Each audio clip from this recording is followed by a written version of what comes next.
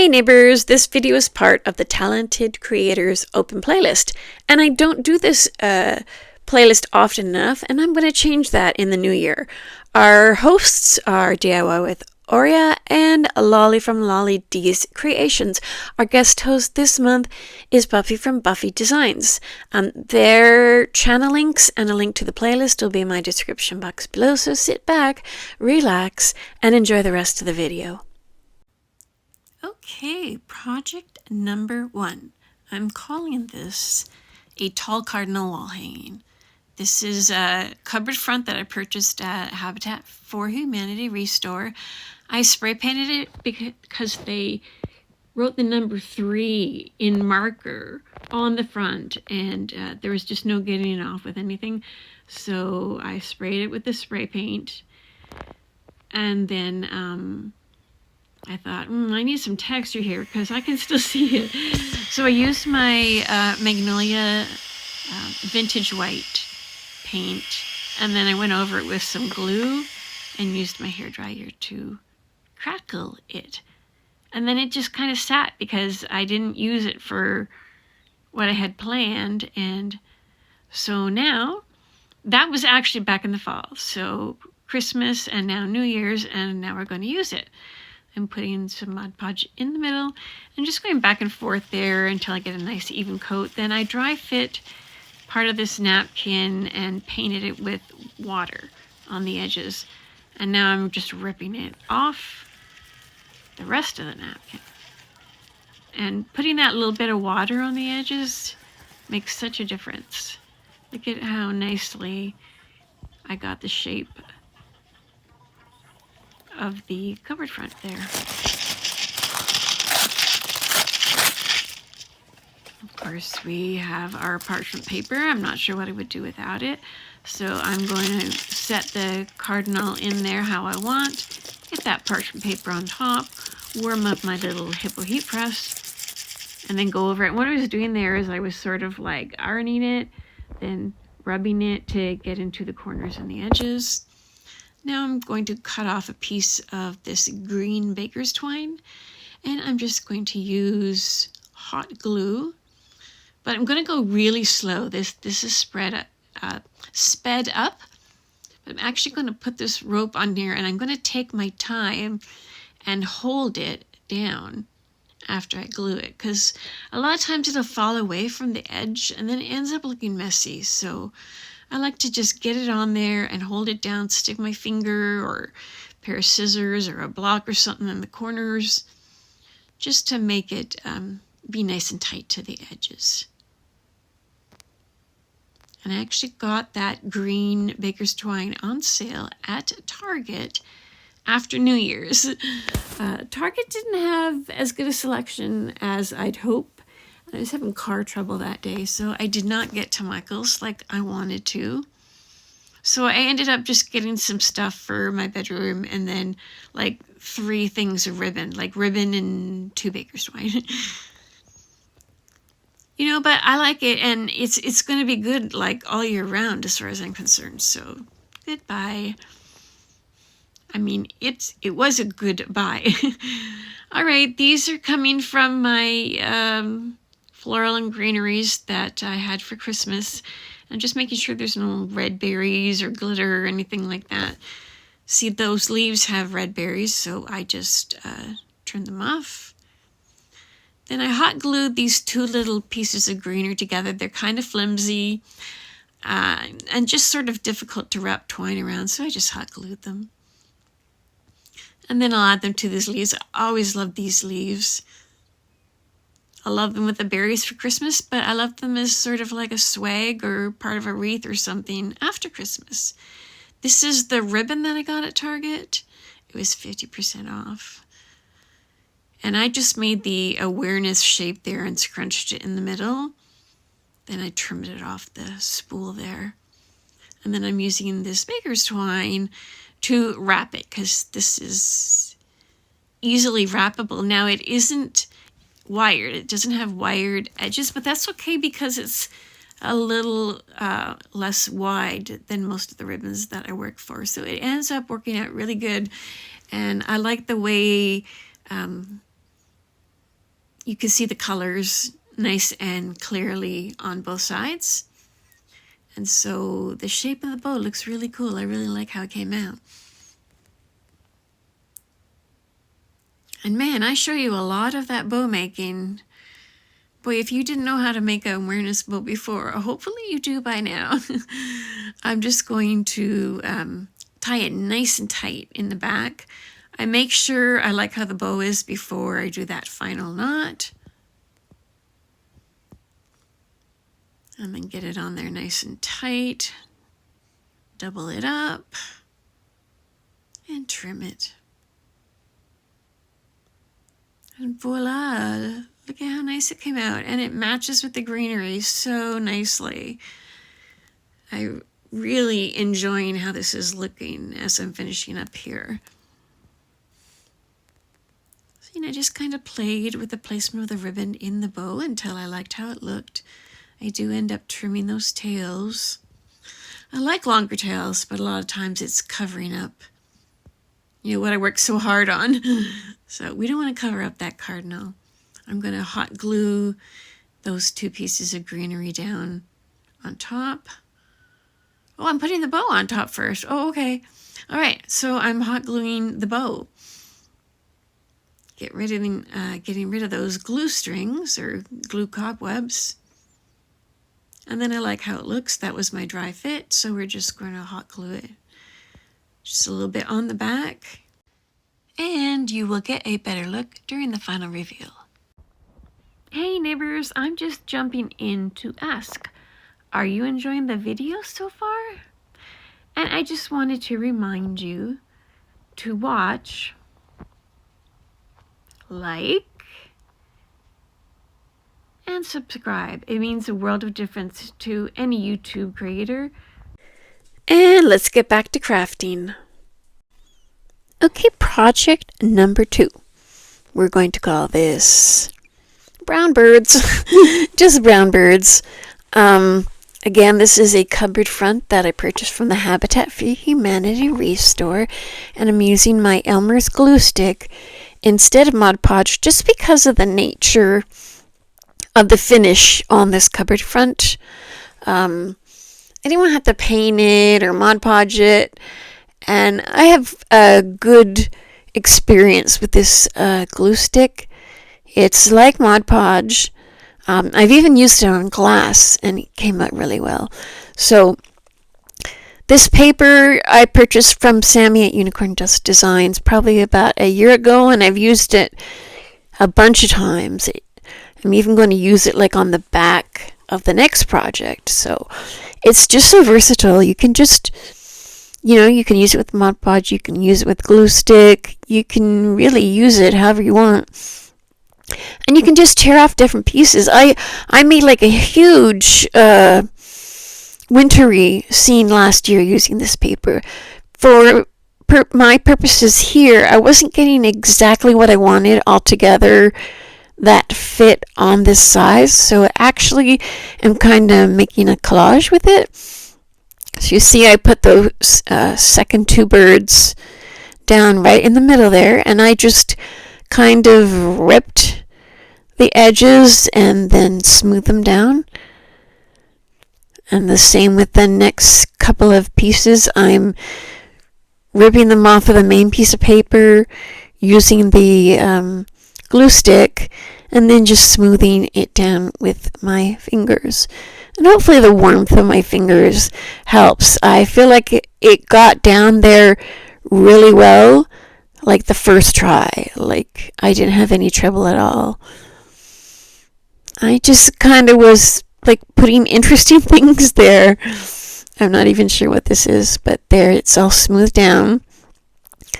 And then I noticed on this side there was some text, and I ripped off another piece of text that was almost exactly the same. So while you can tell it might be a different piece of paper, or it's, you know, the white is darker, it's actually the same kind of text. So I thought that looked kind of cool. And again, this one was $3. I was going to use this handle for a stand, but it was a little bit too flimsy, so I cut up a piece of board into triangles and I'm using wood glue hot glue combination. I wish I had made it not as straight and tall. Like I wish it had leaned back a little bit more, but it's still okay. See, when I go like this, I thought I was pushing it back a little bit, but it's actually more just straight up and down. And I'm not going to do anything on the back of this. It's just too big and it's got those weird holes there. So I'm just going to leave it like this. I am, however, going to do a rope border because I always do rope borders. I just think it sort of gets rid of the stress of trying to get a perfect edge. You know, you can try and get a perfect edge, but when you cover it with rope, it just looks like an embellishment, and it hides any rips or tears that might have accidentally happened while you were applying it.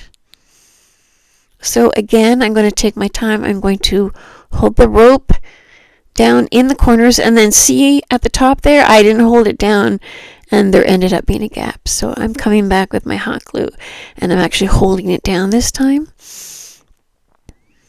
Much better.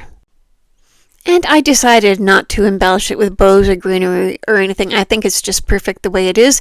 Better look in the final reveal. Okay, project number 3. This is our third and final project for this video. I call it Cardinal in a Nest. It's basically like a little shadow box. I took an autumn sign and just flipped it. And I got those cool beads at Amazon, and I'll show you the package open a little bit. I took off the sawtooth hanger on the back here, and then I put some spackle on it, sanded it down, removed that price sticker. Now I'm just gonna make it smooth by sanding it for just a little bit there. I also was able to easily tear off the image on the front, which is now the back. So what to do with the back? And I'm like, why don't we make this reversible? You know, I'm putting this effort into smoothing it out.